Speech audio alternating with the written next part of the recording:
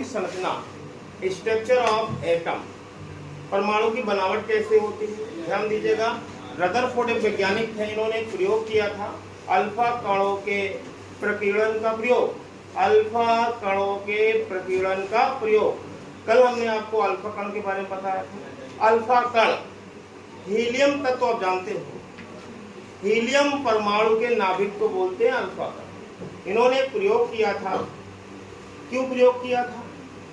परमाणु की संरचना जानने के लिए, परमाणु संरचना जानने के लिए कई वैज्ञानिकों ने प्रयोग किए थे।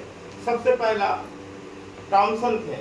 थॉमसन ने परमाणु संरचना जानने के लिए भी प्रयोग किया था। इन्होंने परमाणु मॉडल दिया था। पहला परमाणु मॉडल थॉमसन ने दिया था। उसके बाद रदरफोर्ड, थॉमसन का परमाणु मॉडल गलत हो गया था। उसके बाद रदरफोर्ड आए थे अल्फा कणों के प्रकीर्णन का प्रयोग लेकर। तो उन्होंने बताया कि परमाणु में दो भाग होते हैं। एक पहला भाग ये होता है बेटा, जिसे बोलते हैं नाभिक, न्यूक्लियर बोलते हैं। ये नाभिक होता है, बहुत दृढ़ और सघन होता है। ये बहुत दृढ़ मतलब रिजिड और डेंस होता है, और ये न्यूट्रॉन और प्रोटॉन का मिलकर बना होता है ये नाभिक। और उन्होंने बताया कि नाभिक के चारों ओर वृत्तीय कक्षाएं होती हैं। इस तरह वृत्तीय कक्षाएं होती है, सर्कुलर ऑर्बिट होते हैं। ये जो वृत्तीय कक्षाएं होती हैं, ये वृत्तीय कक्षाएं हैं, सर्कुलर ऑर्बिट हैं। इनको बोलते हैं कोष। क्या बोलते हैं? कोष, या इसको इंग्लिश में सेल बोलते हैं। इसको ऊर्जा स्तर भी बोलते हैं, ऊर्जा स्तर भी बोलते हैं, एनर्जी लेवल भी बोलते हैं, एनर्जी लेवल भी बोलते हैं इसको।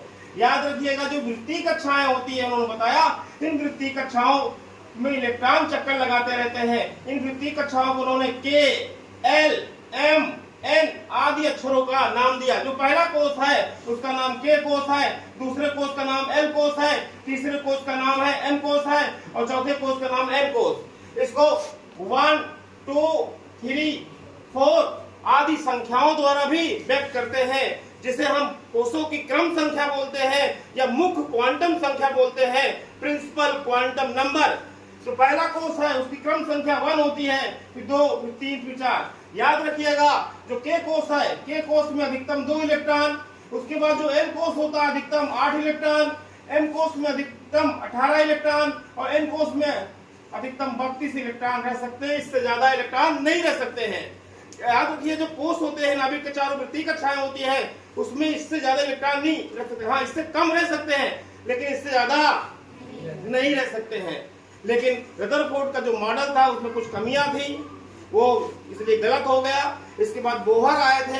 बोहर ने अपना परमाणु मॉडल प्रस्तुत किया था प्लांक के क्वांटम सिद्धांत के आधार पर। हम आपको आगे कक्षाओं में बताएंगे आपको।